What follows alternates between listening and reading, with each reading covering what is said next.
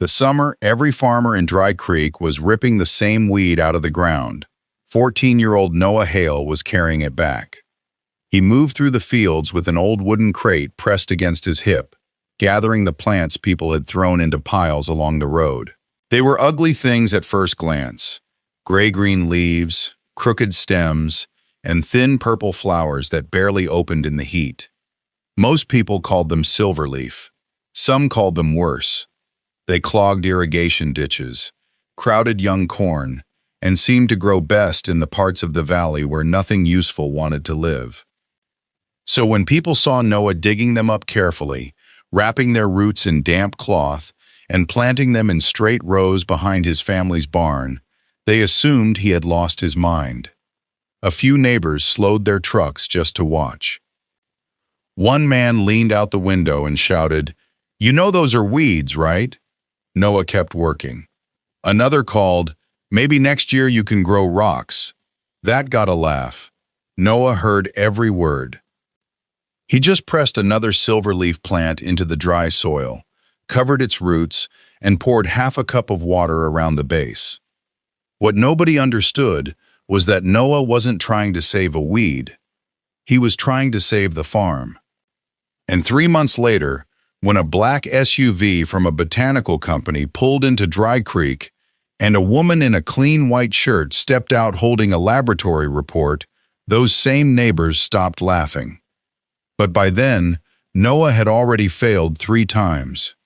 His father had nearly sold the land, and the plant everyone had thrown away had become the most valuable thing growing in the valley. Dry Creek had not always been dry. Noah's grandfather used to tell stories about standing corn so tall that a grown man could disappear between the rows. Back then, the creek ran through August. Cattle grazed on green hills. Farmers complained about mud instead of dust. But the rain changed. At first, it was one bad year, then another, then 5 dry summers in less than a decade. By the time Noah was old enough to help in the fields, the creek had become a narrow ribbon of brown water that disappeared before July. The Hale family's 12 acres had turned hard and pale. Corn came up weak. Beans flowered but rarely filled their pods. Even the weeds looked tired. Noah's father, Daniel, worked from before sunrise until long after dark. He repaired fences, cleaned stalls, took construction jobs in town, and drove deliveries on weekends. He did everything a person could do to hold on to land that had belonged to the family for 3 generations. Still, the bills kept arriving. Noah knew about the bank letters, even though his parents tried to hide them. He knew the difference between the white envelopes and the yellow ones. The white envelopes went into a drawer. The yellow ones stayed on the kitchen table. One night, Noah heard his father say, "We can make it through one more season." His mother, Claire, was quiet for a long time. Then she asked, "And after that?" Daniel did not answer. Noah was sitting on the back steps when his grandmother found him. Everyone called her Grandma May, though she was not soft or grandmotherly in the way people expected. She was small, sharp-eyed, and always smelled faintly of cedar smoke and dried herbs. She had spent most of her life working as a nurse in a clinic 2 counties away. Before that, she had learned plant traditions from her own mother, who had learned them from hers. Grandma May never called plants magic. She never promised miracles. She said plants were tools, and tools could help or hurt, depending on who used them. That evening, she lowered herself onto the step beside Noah and looked across the failing field. "You heard them talking," she said. It was not a question. Noah nodded. "They're going to sell. Maybe. I don't want them to. Neither do they." Noah picked at a crack in the wood. "What are we supposed to grow if nothing grows here anymore?" Grandma May looked toward the far fence line. "Nothing?" Noah followed her eyes. Along the edge of the field, where the soil was hardest and the sun hit longest, silverleaf plants stood in dusty clusters. Their leaves were dull, but they were alive. "They're weeds," Noah said. That's what people call a plant when it grows somewhere they don't want it. That doesn't make it useful. No, she said. But surviving this summer makes it interesting. The next morning, Noah started paying attention. Silverleaf grew where the corn failed. It grew beside rocks, in abandoned ditches, and along the south-facing hills where the heat shimmered above the ground. Cattle ignored it. Insects did not destroy it. When Noah pulled one up, the roots reached deeper than he expected. They were thin near the surface, but thickened farther down, twisting into cool layers of soil the plow never touched. He broke one of the roots by accident. A sharp, clean smell rose from it, somewhere between mint, pine, and bitter orange. That night, he asked Grandma May about it. She opened a cabinet above the stove and pulled out a small brown jar. Inside were dried silverleaf roots. "You kept it?" Noah asked. "I keep many things." "What does it do?" She gave him a look. "That is the wrong first question. What's the right one?" "What is it? Which part is used? How is it prepared? What amount is safe? What evidence do we have? What evidence do we not have?" Noah frowned. "That's a lot of questions. That's why serious people don't call every plant a cure." She explained that silverleaf had been used locally for generations in simple skin washes and aromatic preparations. Some people brewed it into bitter teas, though Grandma May did not recommend doing that without proper identification and guidance. Years earlier, a university researcher had visited the region and collected samples. There had been interest in the plant's natural oils and certain bitter compounds found in its roots. Then the project ended. Funding disappeared. People forgot. The plant went back to being a weed. Grandma May took out an old notebook with a cracked green cover.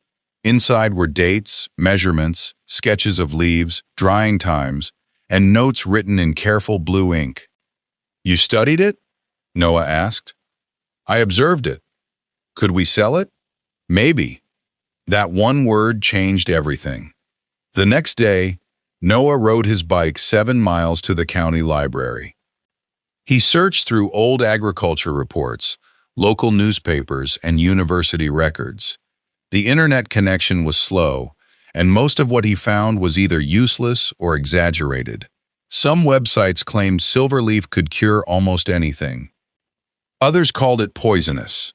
Noah learned quickly that both kinds of pages were usually trying to sell something. Then he found a scanned report from 19 years earlier. The report did not promise cures. It described silverleaf as a drought-tolerant native plant with possible value as a botanical ingredient. Its roots contained aromatic oils that could be used in soaps, topical products, and research extracts. The most valuable roots came from plants grown slowly in dry, well-drained soil. Dry soil. For the first time in years, the worst thing about the Hale farm sounded like an advantage. Noah printed the report. It cost him almost all the money in his pocket. At dinner, he placed the pages beside his father's plate. Daniel read the first page, then the second. Finally, he set them down. "No, you didn't finish. I read enough.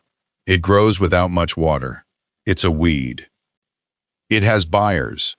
It says it might have buyers. We could test a small patch. We don't have money for experiments. It wouldn't take much." Daniel's voice grew harder. "Corn has a market. Beans have a market. Hay has a market. I know who buys them, what they pay, and when they pay. I am not betting this farm on something growing in a ditch." Noah looked down at his plate. Grandma May spoke from the other end of the table. "He didn't ask you to bet the farm." Daniel rubbed his forehead. "May, please. He asked for a small patch. We need a harvest, not a science project." The room went quiet. Then Noah's mother asked, "How small?" Daniel looked at her. Claire shrugged. The ground behind the barn hasn't produced anything in 2 years.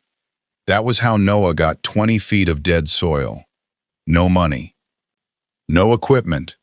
No promise that anyone would buy what he grew.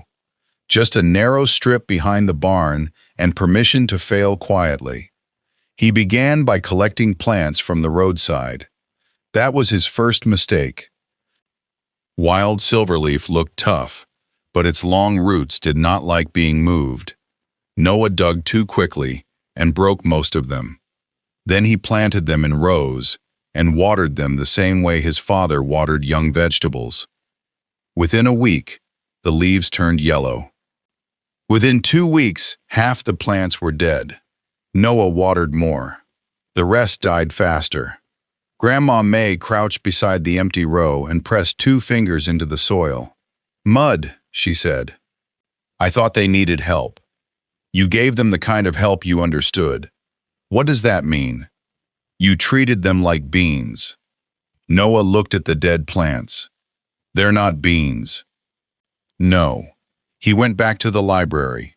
This time, he read about root divisions, seed dormancy, drainage, and native plants that needed stress to grow properly. He built raised rows using broken boards and gravel gathered from the creek. He mixed sand into the soil. Instead of moving mature plants, he collected seeds. Then he planted all of them at once. That was his second mistake. A storm arrived 3 days later. Rain was rare in Dry Creek, but when it came hard. Water rushed from the barn roof and slammed into Noah's new rows. Seeds washed into the ditch. Gravel piled at one end. Half the bed collapsed. The next morning, 2 neighbors stopped near the fence. One stared at the wreckage and said, "How's the miracle crop?" Noah pretended not to hear. For the rest of the day, he rebuilt the rows. He added channels to direct rainwater away. He covered the next batch of seeds with a thin layer of straw. He planted small sections a week apart so one storm could not destroy everything. That worked.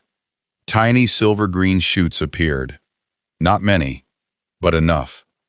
Through late spring, Noah measured them every 3 days. He wrote down rainfall, temperature, leaf color, and the amount of water each section received. He discovered that the plants did best when he almost left them alone. Too much water weakened them. Rich compost produced tall leaves but thin roots. The porous soil, mixed with sand and small stones, produced shorter plants with stronger scent. By midsummer, Noah had 4 rows of healthy silverleaf. Then he made his third mistake. He harvested too early. He had found the name of a small botanical buyer in the next county. Their website said they purchased dried roots from approved growers. Noah dug up his best plants, washed the roots, sliced them, and dried them on metal trays in the sun. The roots looked clean. They smelled strong. He packed them into a paper bag and convinced his mother to drive him 40 miles to the buyer's warehouse. A man at the front desk inspected the bag. "Where's your lot record?" "My what?" "Harvest date, field location, seed source, drying temperature, moisture level." Noah's face went hot. "I wrote down when I planted them." The man picked up one root slice and bent it between his fingers. It folded instead of snapping. "Too wet." "I dried it for 3 days." "In direct sun?" "Yes." The man shook his head. "You cooked off half the volatile oil and left too much moisture inside. This could mold in storage." Noah felt his stomach drop. "Can you still buy it?" "No." The answer came quickly. Not cruelly, almost worse. The man handed the bag back. "Also, these roots are immature. You harvested months too early." On the drive home, Noah kept the bag on his lap. His mother did not tell him everything would be fine. She did not say the buyer was wrong. After 20 minutes, she asked, "What did you learn?" "That I wasted the whole summer." "That's not what I asked." Noah stared out the window. Finally, he said, The roots need more time. I need records. I need a better way to dry them. Claire nodded. What else? I don't know enough. That sounds useful. When they reached the farm, Noah put the rejected roots in the barn and did not return to the field for 5 days.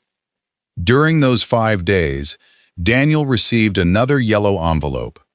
A developer had offered to buy 8 acres of the farm for storage buildings. The offer was low. It was also real. Noah heard his parents arguing late at night. Daniel wanted to accept. Claire wanted to wait until the end of the season. We keep waiting, Daniel said. That's all we do. Noah sat in the hallway, listening. For the first time, the farm no longer felt like something they might lose someday. It felt like something already leaving. The next morning, Grandma May placed the rejected bag of roots on the kitchen table. I'm done, Noah said. No, you're embarrassed. They wouldn't buy it. Of course they wouldn't. Noah looked at her. You knew. I knew your first harvest probably wouldn't meet a professional standard. Then why didn't you stop me? Because you would have thought the standard was just another person's opinion. Now you know it is part of the product. She opened the bag and held up a soft root slice. Growing the plant is only half the work. What's the other half? Proving what you grew is clean, consistent, correctly identified, harvested at the right time, and handled safely. Noah sat down. Grandma May opened her green notebook. Together, they designed a new record sheet. Every row got a number. Every seed batch got a source. Every watering was logged. They built a drying cabinet from an old kitchen cupboard, window screen, a small fan, and a thermometer. The roots would dry slowly in moving air, away from direct sunlight. Noah contacted the County Agricultural Extension Office. A specialist named Dr. Lena Ortiz returned his call. At first, she thought he was asking about weed control. Then he explained what he was doing. She visited the farm the following week. She inspected the leaves, flowers, roots, and soil. She confirmed that the plant was the species Noah believed it was, but she also gave him a warning. Common names cause mistakes, she said. 2 plants can look similar, and one may be safe while the other is not. Never sell a medicinal crop based on a nickname. She helped him submit a sample for botanical identification.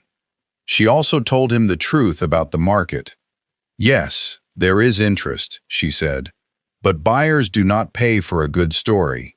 They pay for verified material that meets specifications. How do I meet them? You ask the buyer exactly what they require. Then you grow for the requirement, not for the rumor. Noah called the warehouse again.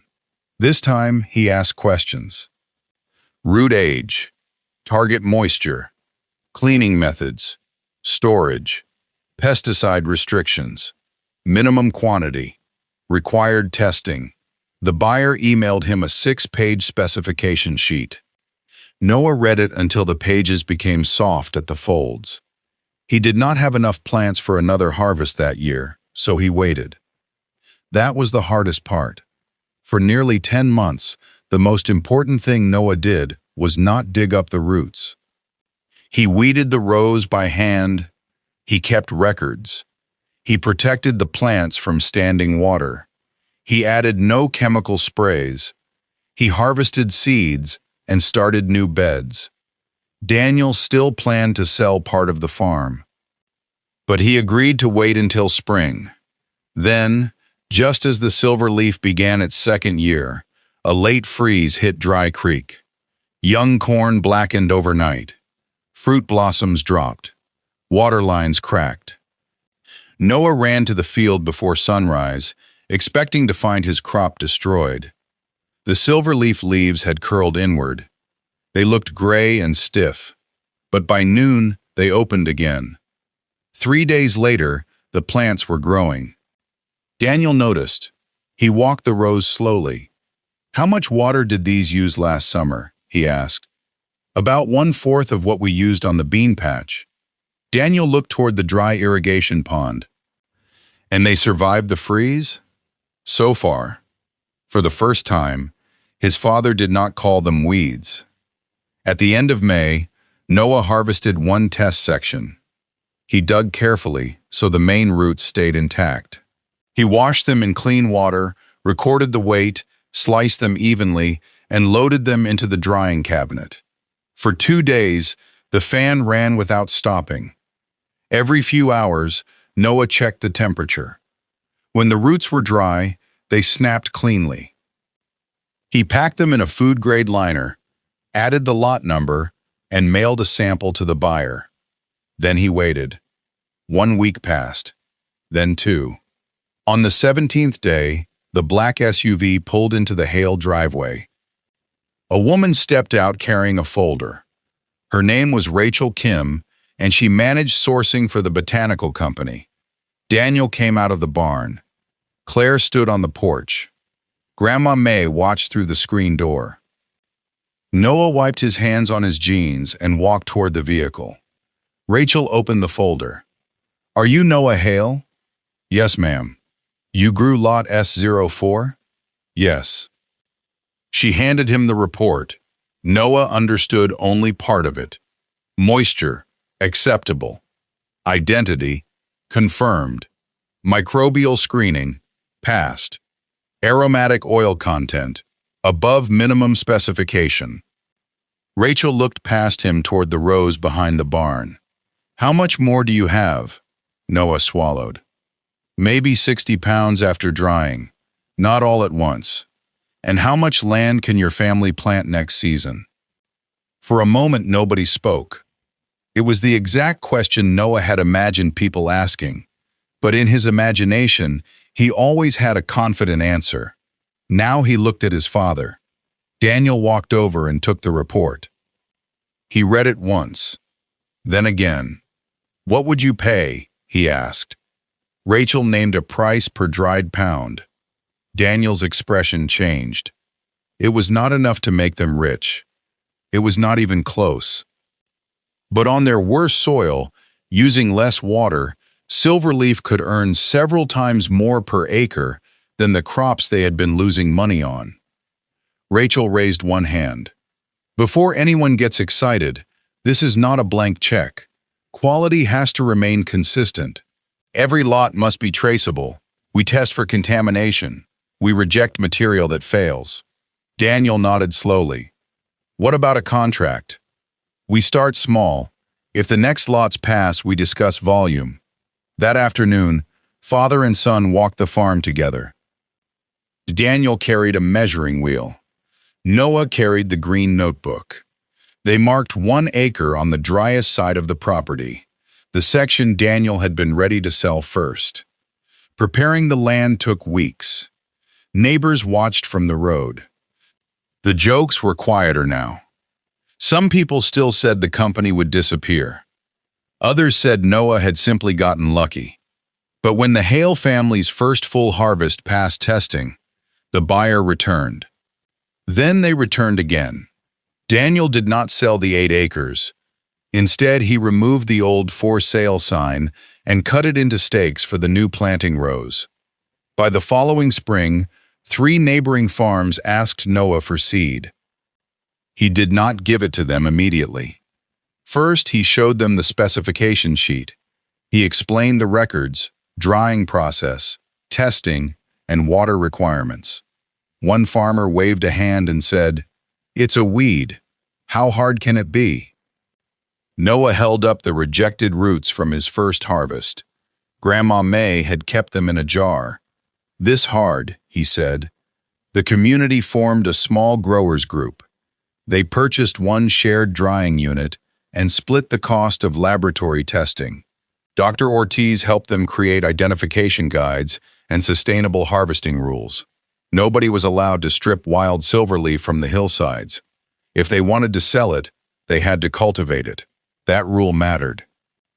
As the price rose, outsiders arrived with trucks and shovels, hoping to dig up wild roots for quick money. The growers worked with local landowners to stop them. They understood something Dry Creek had learned the hard way. A valuable plant could save land. Greed could destroy it just as quickly. 2 years after Noah planted his first row, silverleaf covered nearly 4 acres of the Hale farm. The fields did not look like cornfields. They were lower, rougher, and silver in the morning light. Bees moved between the purple flowers. The soil beneath the plants held firm against the wind. The family still grew food crops on their better ground, but silverleaf gave them something they had not had in years: room to breathe. The bank letters stopped coming. Daniel hired a local crew during harvest instead of taking construction jobs in town. Claire handled the lot records and shipping documents.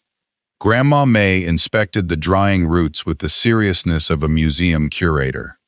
And Noah kept experimenting, not with miracle cures, not with exaggerated promises, with spacing, soil, harvest timing, and quality. A reporter once asked him when he realized he had discovered a medicinal plant. Noah corrected her. "I didn't discover it," he said. "People knew about it long before me." "Then what did you discover?" He looked across the silver rows toward the dry hills.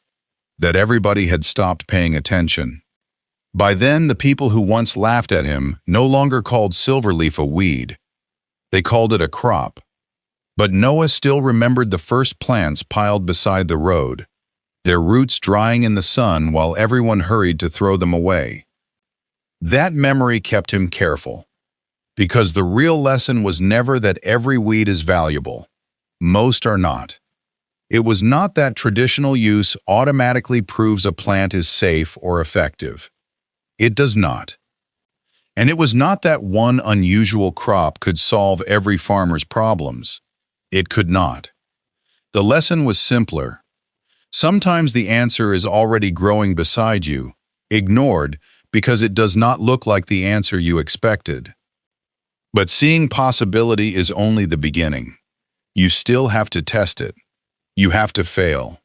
You have to learn the difference between a story and evidence, between a plant that survives and a product that meets a real standard. Most of all, you have to respect the thing that gives you another chance.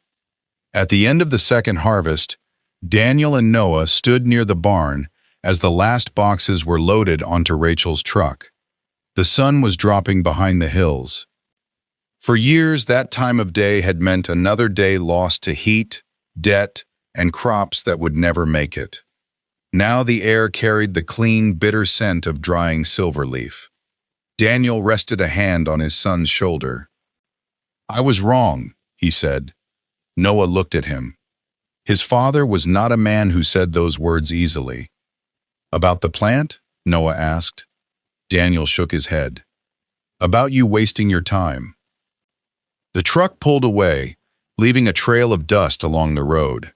Across the fence, new rows of silverleaf moved in the evening wind. The plant had not cured the valley. It had not brought back the rain. It had not made the work easy. But it had turned the driest ground on the farm into the ground that gave the family hope. And sometimes hope does not arrive looking beautiful. Sometimes it grows low to the earth, covered in dust, while everyone around you calls it useless. Sometimes it waits for one person to stop, kneel down, and look closer. What would you have done if you were Noah? Would you have kept going after the third failure, or would you have believed the people laughing from the road? And is there something in your own life that you may have dismissed too quickly, simply because nobody else saw its value? Share your answer in the comments, and tell us where you're watching from.